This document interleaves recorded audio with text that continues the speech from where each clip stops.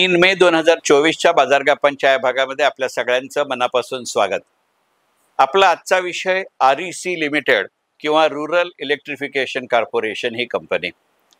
एका अर्थी सरकारी मालकीची ही NBFC देशभरामध्ये ऊर्जा क्षेत्र किंवा पॉवर सेक्टर याच्या फायनान्सिंग आणि डेव्हलपमेंटमध्ये कार्यरत असलेली ही कंपनी। आज हा विषय बाजारगप्पांची घ्यायची दोन कारणं।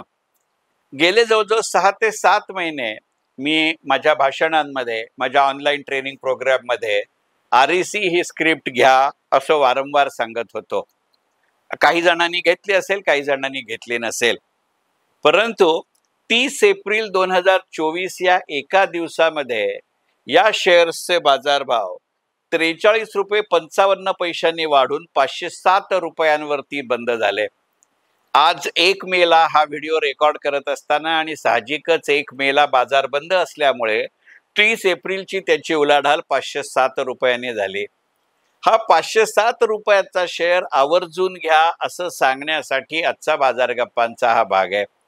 म्हणजे वाढल्यानंतरही 44 रुपयांनी जवळजवळ वाढल्यानंतरही याचा भाव 507 आहे। म्हणजे साधारणपणे तो 460-461 रुपयाचा शेअर होता। 460-461 रुपयाचा शेअर एका दिवसात 44 रुपयांनी वाढतो, याचं नेमकं कारण काय आहे हे गणित सांगू।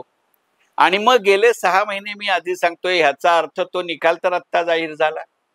31 मार्च 2024 ला संपलेल्या आर्थिक वर्षासाठीचे आणि जानेवारी ते मार्च या तिमाहीसाठीचे RECने आपले निकाल जाहीर केलेले आहेत। याच्यामध्ये RECच्या प्रॉफिटमध्ये म्हणजे नफ्यामध्ये ही वाढ झाली आहे। RECच्या वार्षिक आणि शेवटच्या तिमाहीमधल्या उत्पन्नामध्ये ही वाढ झाली आहे आणि ही वाढ आधीपासून होईल याचे अंदाज येत होते, म्हणून मी गेले 6 महिने हा शेअर सांगत होता। याची नेमकी आकडेवारी आत्ता निकालामुळे जरूर हाती आली असेल आणि ती आकडेवारी ही अतिशय भरभक्कम आहे की या वर्षभरामध्ये आणि विशेषतः गेल्या 3 महिन्यांमध्ये RECचा नफा 33% वाढलेला आहे आणि 33% हा नफा वाढून 31 मार्च 2024 ला संपलेल्या तिमाहीमध्ये या नफ्याचं प्रमाण 4080 कोटी रुपये झालंय। जानेवारी ते मार्च 2023 या 3 महिन्यामध्ये या नफ्याचं प्रमाण 3065 कोटी रुपये होतं आणि तो आता 3065चा त्याच 3 महिन्यात पण पुढच्या वर्षामध्ये 4080 कोटी रुपये म्हणजे जवळजवळ 1015 कोटी रुपयांची वाढ दाखवतं। असंच गणित साधारणपणे त्याच्या एकूण उत्पन्नामध्ये आहे। या वर्षीचं एकूण उत्पन्न 12,707 कोटी रुपये आहे। गेल्या वर्षी हे 10,254 कोटी रुपये होते। या वर्षी आणि गेल्या वर्षी म्हणण्याचं कारण असं की 12,707 कोटी रुपयांचं उत्पन्न जानेवारी ते मार्च 2024 आणि 10,254 कोटी रुपये हे उत्पन्न जानेवारी ते मार्च 2023 या वर्षामध्ये आहे। असं असताना ही कंपनी येणाऱ्या काळामध्ये नेमकं काय गणित करेल याचा विचार करू। पण ऊर्जा क्षेत्रामध्ये ही कंपनी असल्यामुळे जसा या सकारात्मकतेचा विचार केला पाहिजे, तसा वेगळ्या पद्धतीचाही विचार केला पाहिजे। REC मध्ये केवळ नफा वाढला, REC मध्ये केवळ त्याचं उत्पन्न वाढलं म्हणून तो शेअर घ्या असं मी म्हणत नाही। तुमच्यापैकी अनेकाच्या लक्षात असेल तर शेखर 64 ही जी मालिका माझ्याच या चंद्रशेखर टिळक YouTube चॅनलवर चालू आहे, त्याच्यामध्ये जम्मू काश्मीरचं आर्थिक समाजकारण या विषयावर बोलताना मी अगदी अलीकडच्या काळामध्ये RECचा उल्लेख केला होता आणि याची चर्चा आपल्या देशामध्ये होत होती, म्हणून गेले 5-6 महिने मी RECचा शेअर माझ्या ऑनलाईन गुंतवणूक प्रशिक्षण कार्यक्रमामध्ये वारंवार सांगत होतो। आता REC बद्दल असलेल्या 2 बातम्या अशा आहेत की RECनं एका जपानी कंपनीकडनं 4800 कोटी रुपयांची कर्जरोख्यांची विक्री करून कर्ज उभारलंय आणि त्या पैशातनं जम्मू काश्मीरमध्ये जवळजवळ 1380 कोटी रुपयाची ग्रीन एनर्जी किंवा हायडल पॉवर आणि थर्मल पॉवर निर्माण करायचा त्यांचा प्रयत्न आहे। एकंदरीतच कलम 370 रद्द झाल्यानंतर ज्या पद्धतीनं जम्मू काश्मीर, काश्मीर खोरं आणि लेह लडाखकडे बघितलं जात आहे, त्या संपूर्ण प्रक्रियेला लोकसभांच्या निवडणुकांचे निकाल जाहीर झाल्यानंतर जे नवीन सरकार सत्तारूढ होईल ते त्याच वेगानं पाहिल याविषयी कोणतीही शंका नाही। ज्या वेळेला कोणत्याही भूभागाचा किंवा अखंड एखाद्या देशाचा आर्थिक विकासाचा दर वाढवण्याची आवश्यकता असते किंवा तसे प्रयत्न केले जातात, त्यावेळेला विजेसाठीची मागणी वाढते, त्यावेळेला रस्त्यांसाठीची मागणी वाढते, त्यावेळेला सिमेंट आणि स्टील सारख्या गोष्टींची मागणी वाढते.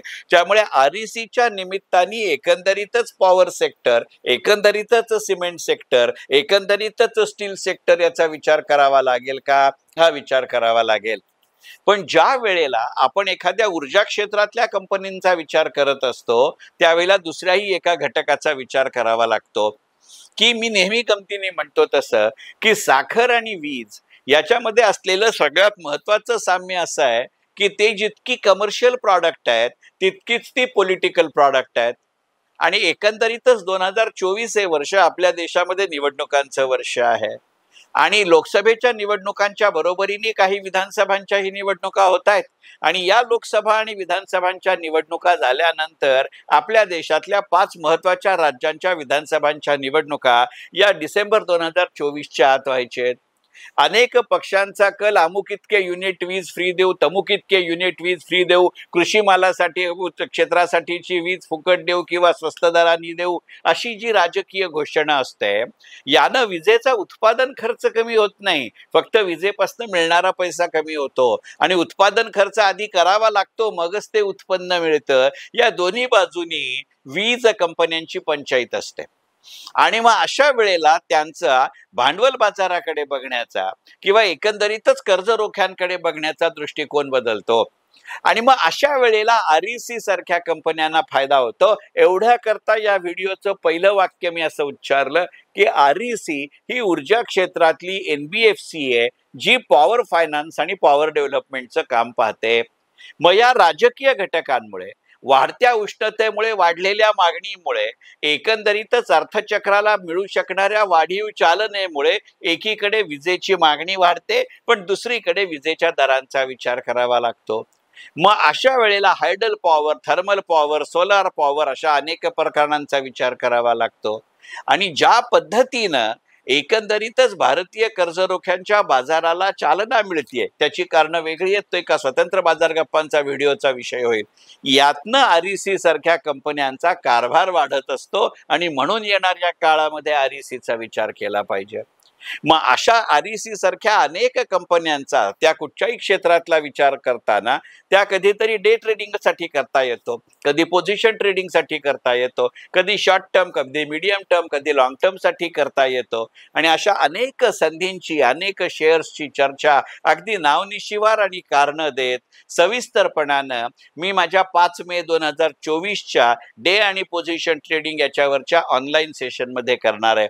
ज्यांना ह्या नोंदणी करण्यामध्ये स्वारस्य असेल याच्यासाठी फी आहे. ज्यांना अशा सेशनसाठी नोंदणी करण्यामध्ये स्वारस्य असेल त्यांनी 9820292376 9820292376 या माझ्या नंबरवरती माझ्याशी जरूर संपर्क साधा. आणि तोपर्यंत RECच्या शेअर्सचा जरूर विचार करा. मनपूर्वक धन्यवाद.